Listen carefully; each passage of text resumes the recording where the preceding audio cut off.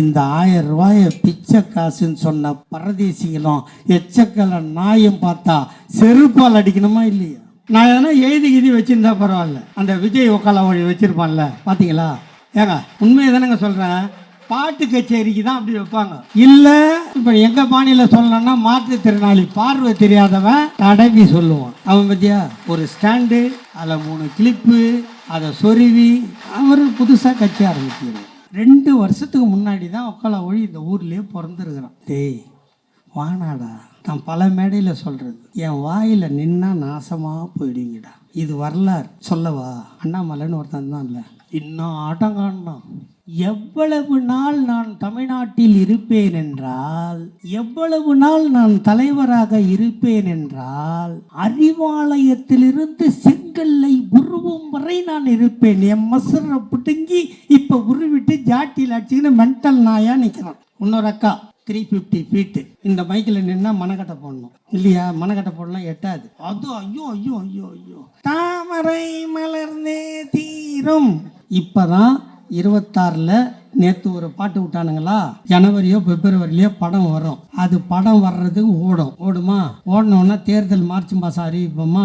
April மாதம் போனி ஆகிடுவாரா? போனி ஆகிட்டார்னா பேக் டு பெவிலியன் ரிட்டர்ன்னு எவனா ஒரு படத்தை கூப்பிட்டு கால் சீட்டு கொடுத்துட்டு அவர் நடிக்க போயிடுவார். இந்த துண்டை போட்டுக்கின்னு வெள்ளைக்காவதுன்னா நடு ரோட்டில் அடிபட்டு செத்துருவேன். அப்போ உன்னை காப்பாற்ற எவனும் இருக்க மாட்டான். அதனால் அந்த கலர் துண்டை எடுத்து தோலில் போடுறதுக்கு முன்னாடி நான் சொன்னதை 1க்கு 5 வாட்டி பரிசீலனை பண்ணி, இந்த நாட்டில் விட்டுட்டு ஓடி போனவன் தான் பாதி பேர். ஒரு ஸ்கூலுக்கு போனாரா, அங்கே தானே ஏன் டயர்டாகிறேன்னு கேட்டால் நான் சாப்பிடலன்னு சொல்லிச்சா இல்லையா? உடனே வந்து கோட்டைக்கு கையெழுத்து போட்டாரா இல்லையா? காலை உணவு திட்டம் இதை நாங்கள் சொன்னோமா? சொல்லலை. ஆனால் இன்னைக்கு எதிர்கட்சியாக இருக்கிறவங்களாம் என்னன்னா, ஸ்டாலின் அரசாங்கம், விடியா திமுக அரசாங்கம் மக்களிடம் மன்னிப்பு கேட்க வேண்டும். என் மயிரை கேட்போம், இவ்வளோ பண்ணியிருக்க மாட்டேடா. கூட்டை உடைக்கணும்னு வந்தாச்சு, ஆட்டினாலும் அந்த கேஸ் தான், உடைச்சாலும் அந்த கேஸ் தான் இல்லையா? இது திமுக. நாங்கள் 75 வருஷமாக கட்சி நடத்தியிருக்கோம். இந்த நாட்டை 5 முறை ஐயா கலைஞர் ஆண்டு இருக்கார், 6வது முறை அண்ணன் தளபதி ஆள்றார். நாங்கள் தேர்தல் வந்தது 21ல், நாங்கள் என்ன சொல்லி ஓட்டு கேட்டோமோ அதையெல்லாம் இந்த முடிஞ்ச வரைக்கும் 100% சொல்ல மாட்டேன், ராயபுரம் தொகுதிக்கு மட்டும் கேட்குறேன், செஞ்சிருக்கோமா இல்லையா? இல்லைன்னா எங்கள் அம்மா ஒன்று உட்காந்துக்குது உள்ள, எங்கள் பெரியம்மா உட்காந்துக்குது, ஏம்மா நீங்கள் செருப்பு எடுத்து வந்து என் கன்னத்தில் அடி, சேர்த்து பிடிப்பாரு. ஏண்டா உன்னை தான் வானா நைனா, உனக்கு வயசாகி போச்சு. யார் சொன்னது? நான் சொல்லலை. வயசாகி போச்சு நான் சொன்னேன். அரெஸ்ட் பண்ண வந்தாங்கல்ல போலீஸு, அரெஸ்ட் பண்ணான். அமுல் பேபி மாதிரி அழகாக தானே இருந்தார், அது வரைக்கும் வீரனாக பேசியிருந்தார். போலீஸ் வந்தவொன்னே அவங்க பிள்ளை இல்லை, சித்துவோட பிள்ளைக்கு சித்தப்பன் அண்ணன், அவன் அண்ணனோ கண்ணனோ எனக்கு வேணா சாமி அதெல்லாம். அவன் எங்கள் அப்பாவை போலீஸ் பிடிக்க வந்துருச்சு, சுகர் இருக்குது, பிபி இருக்குது, இன்னொன்று என்னமோகுது, இப்படிட்டு போகிறாங்களே. இவ்வளோ நோய் வச்சுக்க நான் சிந்த மாசமாக்கணும். என் எண்ணம் எனும் நான் எடுத்து வண்ணமலர் பூக்களை வார்த்தை என வருத்தி முதற்க நன்றி எனும் மாலைதனை சூட்டுகிறேன் நன்றி என்று. எங்கள் இளைஞரணி செயலாளருக்கு, உங்கள் துணை முதல்வருக்கு, சேப்பாக்கம் திருவல்லிக்கேணி தொகுதியில் வாக்களித்து 70,000 வாக்கு வித்தியாசத்தில் வெற்றி பெற்ற மாவீரனுக்கு அண்ணன் உதயநிதிக்கு பிறந்த நாள். அந்த விழாவில் இங்கே பார்த்தா தைய மிஷின் இருக்குது, அப்புறம் அது என்ன ஹாட் பேக்கா? Hot pack. அது என்ன பண்ணோம்? ஏங்க சிரிக்காதீங்க, நீங்கள் எல்லாம் நம்பு போய் உட்காந்துக்கிறீங்கன்னு தான் நான் பேச வந்தேன். பனி இல்லையா? கொஞ்சம் லேசாக ஒரு முளக்காட்டை பாசாது வெடிக்கணுமா இல்லையா? என்னை நம்பி அங்கே பின்னாடி பாரு, என் தம்பி அத்தனை பேர் வந்திருக்கான், அவனுக்காவது நான் எதனா பண்ணணுமா இல்லையா? நான் துன்பப்பட்டாலும் அவன் சந்தோஷமாக இருக்கணும் பாரு. எல்லாரும் சிரிக்கிறாங்க பாருங்கள், ஊடகத்துறை நண்பர்கள்லாம்.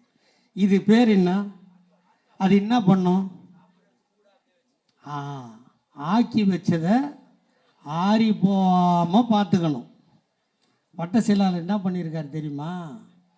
அப்பப்போ நீங்கள் ஏதாவது செஞ்சால் ஆறி போய் மறந்து போயிடுறீங்க. இப்போ ஹாட் பேக்கு கொடுத்தா 26 தேர்தல் வரைக்கும் நீங்கள் ஆறி போகாமல் சூடாக இருக்கிறதுக்கு ஹார்ட் பேக் கொடுக்குறார்.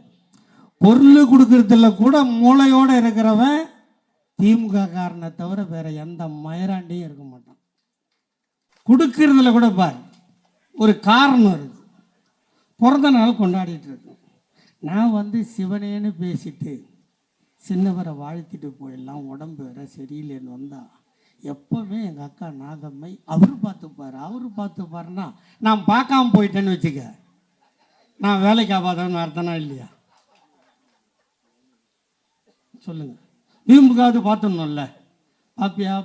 பாப்பியான்னு கேட்டால் பார்த்துடுறேன்னு சொல்லிடணும். பார்க்கறது முடியுதோ இல்லையோ பார்க்க முயற்சி பண்ணணும். கூட்டை உடைக்கணும்னு வந்தாச்சு. ஆட்டினாலும் அந்த கேஸ் தான், உடைச்சாலும் அந்த கேஸ் தான் இல்லையா. இது திமுக. நாங்கள் 75 வருஷமாக கட்சி நடத்தியிருக்கோம். இந்த நாட்டை 5 முறை ஐயா கலைஞர் ஆண்டு இருக்கார். 6வது முறை அண்ணன் தளபதி ஆள்றார். நாங்கள் தேர்தல் வந்தது 21. நாங்கள் என்ன சொல்லி ஓட்டு கேட்டோமோ அதையெல்லாம் இந்த முடிஞ்ச வரைக்கும் 100% சொல்ல மாட்டேன், ராயபுரம் தொகுதிக்கு மட்டும் கேட்குறேன், செஞ்சிருக்குமா இல்லையா. இல்லைன்னா எங்கள் அம்மா ஒன்று உட்காந்துக்குது உள்ள, எங்கள் பெரியம்மா உட்காந்துக்குது, ஏம்மா நீங்கள் செருப்பு எடுத்து வந்து என் கன்னத்தில் அடி, நான் உன் அண்ணன் பையனா தம்பி பையனாக தான் இருப்பான் இல்லையா. நீங்களே சொல்லுங்கம்மா. 5 முறை இங்கே ஓட்டு போட்டிங்களா இல்லையா. 5 முறை ஓட்டு போட்டு மந்திரி ஆக்குனீங்க. கொஞ்சம் இங்கே வந்து பேச டெய்லி பேசி கஷ்டமாகுது. 5 முறை ஓட்டை போட்டு மந்திரி ஆக்கி சபாநாயகராக்கி எல்லாம் பண்ணோமா இல்லையா சொல்லுங்க.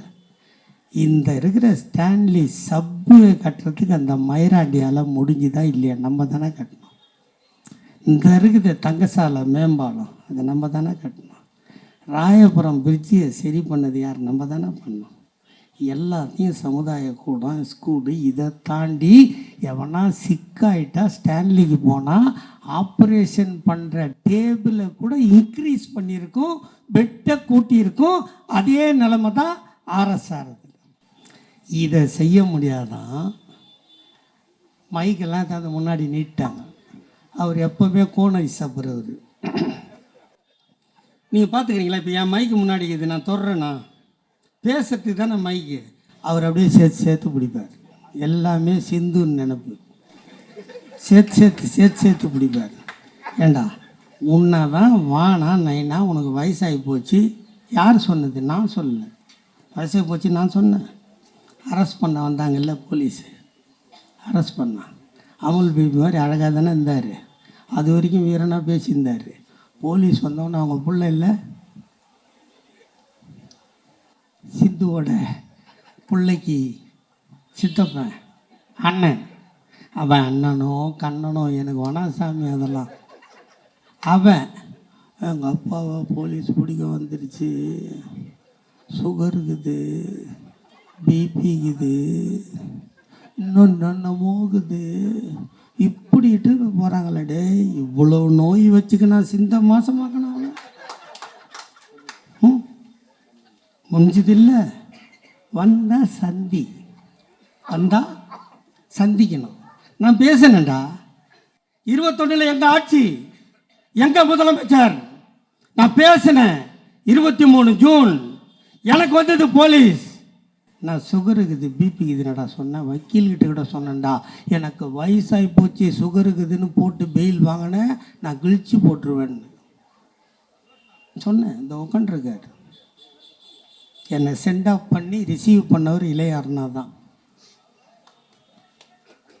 ஆமாங்க, நான் சென்ட் ஆஃப் ஆகி போயிட்டேன். என் வீட்டுக்கு போய் ஆறுதல் சொல்லி 64 டேஸ் கழித்து வெளியே வரும்போது ஒருத்தர் கூட இருக்க மாட்டாங்களோன்னு பயந்தேன். ஆனால் வாசலில் வந்து 2 காரோட நின்று வரவேற்று கூட்டு வந்தார். நான் ஒரு நாள் 64 நாள் ஆளுங்கட்சியில் ஒரு கட்சியோட பேச்சாளர் உள்ளே இருந்தேன்டா. இந்த கட்சி என்னை ஜெயிலில் வச்சாலும் இந்த கட்சி மக்களை வாழ வச்சுது பார், அதுதான்டா சிறப்பு. நாதாரு மாதிரி நாளெலாம் கிடைக்கல நாய் மாதிரி கத்திட்டு போகிறவல்ல சிவாஜி கிருஷ்ணமூர்த்தி. இந்த கட்சி என்னை விரட்டி விரட்டி துரத்தினாலும் இந்த கட்சி இந்த நாட்டுக்கு தேவை என்ற காரணத்தால், இந்த கட்சி இந்த நாட்டை சீரமைக்கும் என்ற காரணத்தால் இந்த கட்சியில் தொடர்கிறேன். இந்த கருப்பு சிவப்பு துண்டை உயிரை விட மேலாக நினைக்கிறேன். நாங்கள் சொன்னோம், நாங்கள் ஆட்சிக்கு வந்தால் என் தாய்மார்களே, என்னை பெற்றெடுக்காத தாய், காலை எந்திரிச்சு இரவு வரை பாடுபடுகிறாய்.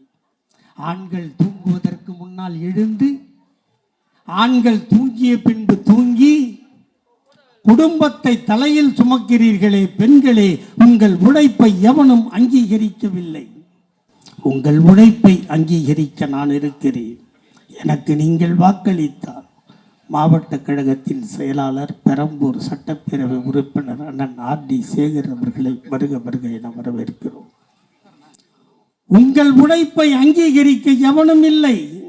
உங்கள் உழைப்பை அங்கீகரிக்கவில்லை என்ற கவலை உன்னை பெற்றவனுக்கும் பெற்றவளுக்கும் இல்லை, உன் கணவனுக்கும் இல்லை, அண்ணன் தம்பிக்கும் இல்லை. நீ பெறாத பிள்ளையாக உங்கள் தளபதி ஸ்டாலின் இருக்கிறேன். நான் ஆட்சிக்கு வந்தால் மாதம் 1000 ரூபாய் தருவேன். அது பிச்சை அல்ல, உதவித்தொகை அல்ல, நீங்கள் உழைக்கின்ற உழைப்பிற்கு உரிமை தொகை. தந்தோமா இல்லையா? இங்கே நாகம்மை கருப்பையா பேசும்போது சொன்னாங்களா இல்லையா? நான் கூட 1000 ரூபாய் என்னவோன்னு நினச்சேன். இன்னொரு வேடிக்கை தெரியுமா? இவ்வளோ காக்காயா கத்துறேன்ல, 10 வருஷம் ஓடி ஓடி ஒளிஞ்சி ஆட்சிக்கு வந்ததில்லை. எனக்கு எப்போ கிடச்சிது தெரியுமா 1000 ரூபா? எப்போ கிடச்சிருக்கேன் சொல்லு பாபார்? கரெக்டாக கையில் வச்சுருப்பார் போன வாரம். ஆனால் நான் அழல. இந்த நாட்டு மக்கள் வாழுகிற அதாண்டா தியாகி, அதாண்டா கட்சிக்காரன் இல்லையா? 1000 ரூபாய் வெல்லும் தமிழ் பெண்கள் நேரு ஸ்டேடியத்தில் நடந்தது. டிவியில் பார்த்தீங்களா? நான் கூட அது ஏதோ அசால்ட்டாக உதவி தொகை மாதம் எதனா செலவுக்கு கொஞ்சம் யூஸ் ஆகும்னு பார்த்தேன். ஒரு தாய் சொல்லிச்சு, இந்த 1000 ரூபா கொடுத்தாங்க, இந்த 1000 ரூபாயில் 2 பொட்டைக்கோழி வாங்கி விட்டேன், 2 முட்டை 2 இட்டுது, 4 முட்டை, 4 முட்டையை நான் விற்று 50 ரூபான்னு விற்று 200 ரூபா, 200 ரூபாயை வாங்கி 4 மாதம் காசை சேர்த்து வச்சு கிராமத்தில் 3 கிலோ சைஸில் ஆட்டுக்குட்டி வாங்கி விட்டேன். அந்த 2 குட்டி வளர்ந்தது. 20,000 40,000த்துக்கு விற்றேன். அந்த 40,000 தான் என் பொண்ணுக்கு காலேஜ் ஃபீஸ் கட்டினேன். இந்த 1000 ரூபாயை பிச்சை காசுன்னு சொன்ன பரதேசிகளும் எச்சக்கலை நாயும் பார்த்தா செருப்பால் அடிக்கணுமா இல்லையா? இந்த 1000 ரூபா எவ்வளோ தூரம் வேலை செஞ்சிச்சின்னு பார்த்தீங்களா இல்லையா? அதோடு விட்டாரா? காலேஜில் படிக்கிற பசங்க, பொம்பளை பசங்க படித்தா அந்த பசங்களை ஐயா கலைஞர் என்ன சொன்னார்? 8வது வரை படித்திருந்தால் 5000 தருவேன், நீ திருமணம் செய்து கொள்ளலாம். ஏன் சொன்னார் ஐயா கலைஞர்? சொன்னாரா இல்லையா? ஏன்?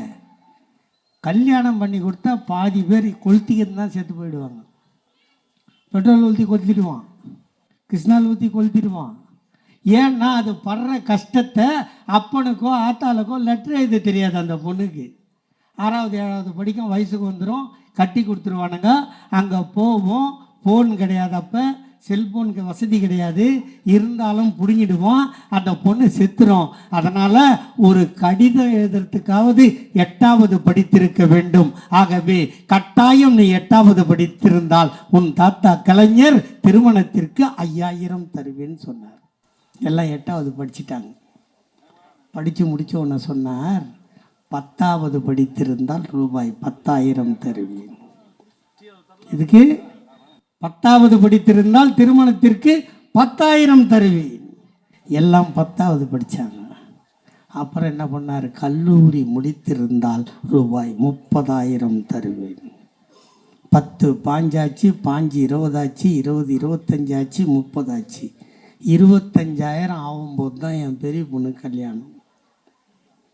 இப்போ 25,000 தரேன்னு சொன்னார்ல, என் பெரிய பொண்ணு கல்யாணம். நம்ம தான் திமுகவில் பேச்சாளர் இல்லை, அப்ளை பண்ணிட்டேன்.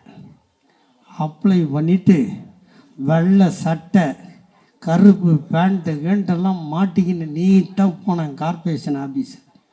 இதுதான் என் பொண்ணு. நான் பண்ண 25,000 எங்கே கொடுன்னு கேட்டேன். அதிகாரி என்ன சொன்னான் தெரியுமா? அப்பங்கையில் கொடுக்க முடியாது. எந்த தாய் 10 மாதம் கருவில் சுமந்து அந்த குழந்தைக்கு எது சாப்பிட்டால் பிடிக்குமோ என்று 10 மாதம் தவமிருந்து பெற்றெடுத்த அன்னையின் கையில் தான் இதை கொடுப்பேன்னு என்னை வீட்டுக்கு போடான்ட்டான். எவ்வளோ வேகமாக போயிருப்பேன். அவமானப்பட்டு திரும்பினேன். வீட்டுக்கு வந்து நான் சொன்னேன், நீ போனால் தான் தருவாங்களான்னு. என் பொண்டாட்டி கிளம்புனா பாரு ஸ்டைலு. எப்பவுமே ஹேண்ட் பேக் வச்சுக்க மாட்டா சார்.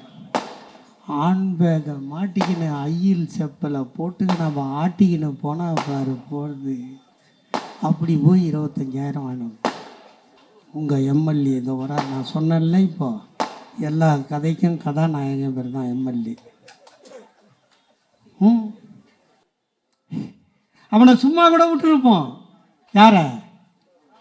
சொந்தக்காரன் தானே ஜெயக்குமார், நம்மளுக்கு வேண்டியவன் தானே, நம்ம மச்சான் தானே, விட்டுருப்போம். அவனுக்கு சொல்லுவாங்க தெரியுமா, இந்த வாயில் கொழுப்புன்னு. வாயில் கொழுப்பு, நாக்கில் சனி, இது எல்லாம் என் மச்சான் ஜெயக்குமாருக்கு வந்துருச்சு.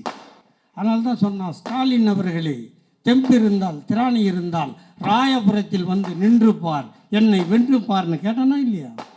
அப்போ தான் எங்கள் அண்ணன் தளபதி சொன்னார், நான் வந்து நின்று உன்னை தோக்கடிக்கணுமா? நான் ஒரு தொண்டனை நிற்க வச்சு உன்னை தோக்கடிக்கிறேன்டா ராஸ்கல்னு சொன்னார். அந்த தொண்டன் தான் ஐடி மூர்த்தி. நிற்க வச்சாங்க. அவர் சொன்னார், இவர் ஜெயிச்சிட்டாரா? நீங்கள்லாம் ஓட்டு போட்டதுனால. ஒரு தலைவன் சபதம் கொடுத்துட்டான், அந்த தலைவன் சொல்ல காப்பாற்றணும், நீங்கள்லாம் உழைச்சிங்க. இவன் இவ்வளோ நாள் உயிரை எடுத்து சாவடிக்கிறான் நம்மளை.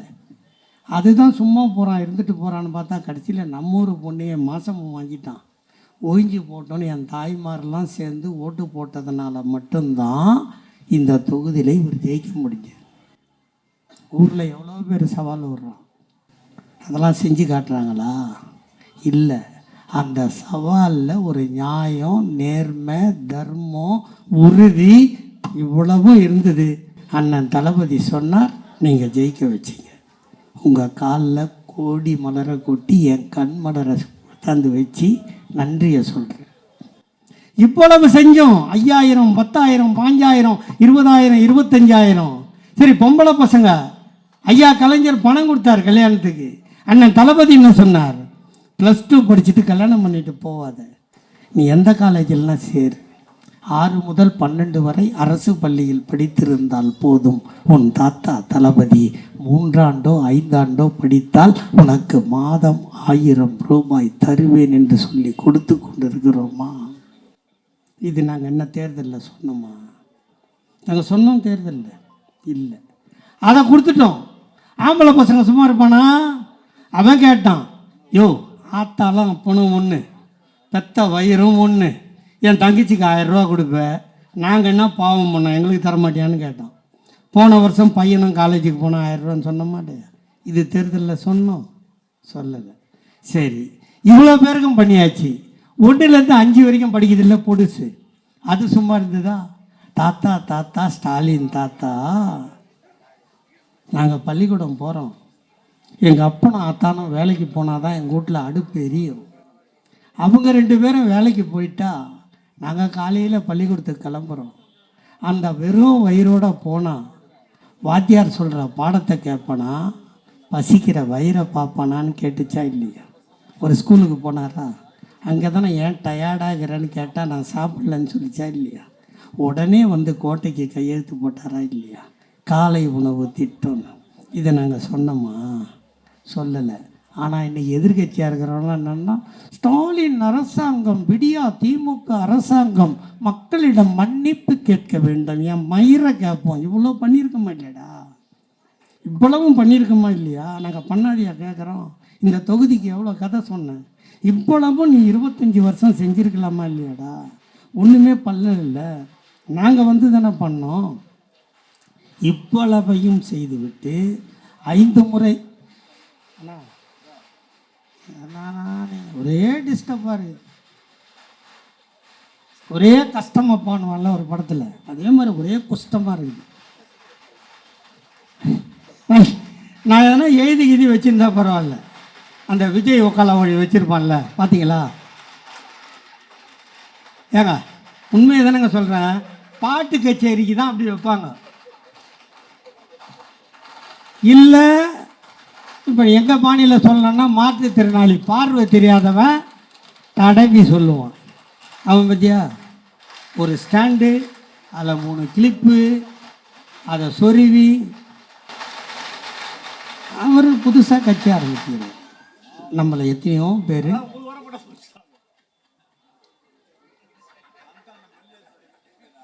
இல்லை வேணான்னு சொல்லிவிடுங்க, முடிச்சுட்டு உட்காந்துடுறேன், காலும் வலிக்குது. இப்படிலாம் சேட்டை பண்ணக்கூடாது. உங்கள் பட்டாசு இப்போ வச்சுட்டாங்க, அது முக்கியம். அவர் கேட்டார், அவர் 2026 மார்ச்சில் ஃபஸ்ட்டு வாரத்தில் தேர்தல் டிக்ளேர் பண்ணுவாங்க. ஏப்ரல் மாதம் பொட்டியில் போடணும், மே மாதம் ரிசல்ட்டு வரும். அப்போது 7ஆம் தேதிக்குள்ளே மறுபடியும் எம்எல்ஏவோ யாருக்கு கொடுக்குறாங்களோ நின்று ஆகணும். அப்போ போடுங்க வெடி, யார் வேணான்றது இல்லையா? போட்டு தானே ஆகணும். போடுறதுக்கு வழி பண்ணுவீங்க இல்லை, நாங்கள் ஒரு தப்பும் பண்ணல. ஆனால் இந்த ஆட்சியை தான் 2 வருஷத்துக்கு முன்னாடி தான் ஒக்கால ஒழி இந்த ஊர்லேயே பிறந்துருக்குறான். டேய் வானாடா, நான் பல மேடையில் சொல்கிறது, என் வாயில் நின்னா நாசமாக போயிடுங்கடா. இது வரலாறு. சொல்லவா? அண்ணாமலைன்னு ஒருத்தன் தான் இல்லை, இன்னும் ஆட்டம் காணணும். எவ்வளவு நாள் நான் தமிழ்நாட்டில் இருப்பேன் என்றால், எவ்வளவு நாள் நான் தலைவராக இருப்பேன் என்றால், அறிவாலயத்திலிருந்து செங்கல்லை உருவும் வரை நான் இருப்பேன். என் மசரை பிடுங்கி இப்போ உருவிட்டு ஜாட்டியில் அடிச்சுக்கின்னு மென்டல் நாயா நிற்கிறான். இன்னொரு அக்கா 350 ஃபீட்டு இந்த மைக்கில் நின்னா மனக்கட்டை போடணும் இல்லையா? மனக்கட்டை போடலாம், எட்டாது. அது ஐயோ ஐயோ ஐயோ ஐயோ, தாமரை மலர்ந்தே தீரும். நான் பெரிய பாட்டுக்காரனும் கிடையாது, புலவனும் கிடையாது, அறிஞரும் கிடையாது, கவிஞரும் கிடையாது. நான் ஒரு சாதாரண கானா பாட்டுக்காரன். ஆனால் கலைஞரை 100% நம்புகிறவன், அவரை கடவுளாக நினைக்கிறாங்க. ஏன்னா கோயிலில் போய் நின்று கல்லை பார்த்துட்டு என்ன கும்பிட்டா பதில் பேசுமா? இன்னைக்கு என்ன சொல்கிறான்? ராமர் பேரை சொல்லி கோயில் கட்டிட்டான். ஆனால் போன மழைக்கு ராமர், அதுவும் பெரிய ராமர் இருந்தால் பரவாயில்ல, அவர் குழந்த ராமர் குளூரில் நஞ்சிட்டாரா இல்லையா? எப்போ? 2 வருஷம் ஆகி, 2 வருஷத்துக்குள்ளே ராமர் நஞ்சார். ஆனால் எங்கள் தாத்தா கலைஞர் வச்சார் இல்லை திருவள்ளூர் சிலை கன்னியாகுமரியில். புயல் வந்ததா இல்லையா? மழை வந்ததா இல்லையா? காற்று வந்ததா இல்லையா? திருவள்ளூர் காலையும் ஆட்ட முடியல, முடிஞ்சுதா? சொல்லிவிடு, நான் போயிடுறேன். வருவார் இவர், மிளகா பொடியெல்லாம் வாங்கினேன் என் வீட்டுக்கு. போங்கடா டே போங்கடா, வயிற்றுல கிளப்பி அதையும் சொல்லிட்டேன். நாங்கள் பாரு என் தம்பிங்க அதை மட்டும் தனியாக வெட்டுவோம். அவன் அது வெட்டி ஓட்டுறது எங்கே தான் கத்தானுங்களோ. மொத்தமாக போட்டாலும் பரவாயில்ல. ஓ இதுக்கோசம் தான் இதை சொன்னான் போல்துன்ட்டு எவ்வளோ ஈஸியாக சொல்லிட்டு போகிறாங்க பாரு.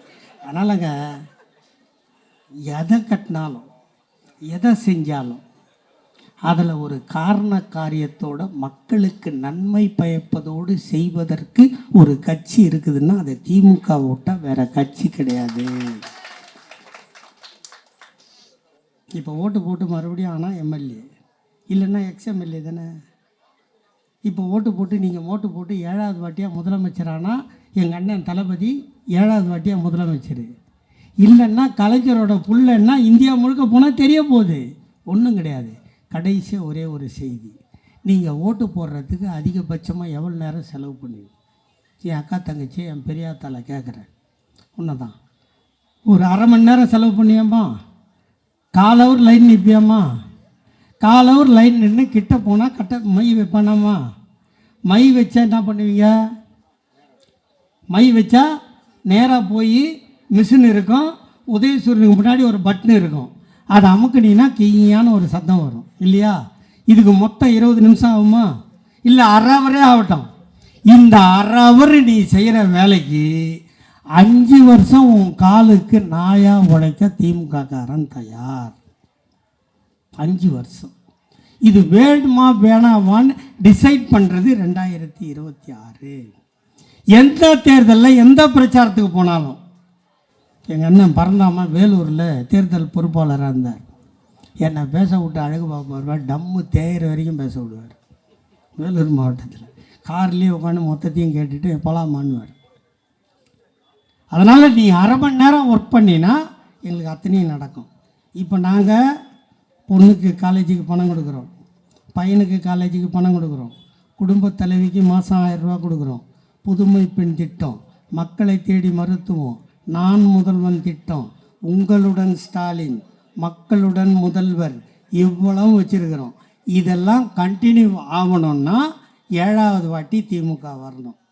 அதனால் நேற்று பேஞ்ச மழையில் இன்றைக்கி முளைச்சவன் நீங்கள் தீய சக்தின்னு சொல்கிறது, இந்த டாவெல்லாம் இங்கே எடுபடாது. இப்போ தான் 26ல் நேற்று ஒரு பாட்டு விட்டானுங்களா, ஜனவரியோ பிப்ரவரிலையோ படம் வரும். அது படம் வர்றதுக்கு ஓடுமா? ஓடணுன்னா தேர்தல் மார்ச் மாதம் அறிவிப்போமா? ஏப்ரல் மாதம் போனி ஆகிடுவாரா? போனி ஆகிட்டார்னா பேக் டு பெவிலியன் ரிட்டர்ன்னு எவனா ஒரு படத்தை கூப்பிட்டு கால் சீட்டு கொடுத்துட்டு அவர் நடிக்க போயிடுவார். இந்த துண்டை போட்டுக்கின்னு வெள்ளைக்காவதுன்னா நடு ரோட்டில் அடிபட்டு செத்துருவேன். அப்போ உன்னை காப்பாற்ற எவனும் இருக்க மாட்டான். அதனால் அந்த கலர் துண்டை எடுத்து தோலில் போடுறதுக்கு முன்னாடி நான் சொன்னதை 1க்கு 5 வாட்டி பரிசீலனை பண்ணிப்பார். இந்த நாட்டில் விட்டுட்டு ஓடி போனவன் தான் பாதி பேர். 75 வருஷம் கட்சி நடத்துவோமா, மிசாவை பார்ப்போமா, தடாவை பார்ப்போமா, பொடாவை பார்ப்போமா, பல உயிர்களை கொடுப்போமா, கொரோனா காலத்தில் ஊரே முடங்கிடுறான்னா ஊடாக போய் பொருளை கொடுப்போமா, இவ்வளவும் பண்ணி 75 வருஷம் கட்சி நடத்துவோமா? இவங்க நேராக வருவாங்களாம். விக்கிரவாண்டி தேர்தல் நிற்க மாட்டாங்களாம், எம்பி தேர்தல் நிற்க மாட்டாங்களாம், 26 எம்எல்ஏ தேர்தல் தான் வருவாங்களாம், நிற்பாங்களாம், அடிப்பாங்களாம், நேராக முதலமைச்சர் சீட்டில் போய் உட்காருவாங்களாம். நாங்கள் இத்தனை வருஷம் கட்சி நடத்திட்டு குச்சி ஐஸ் வாங்கி சப்பிட்டு போயிடுவோம். போங்கடா நீங்களா. நன்றி, வணக்கம்.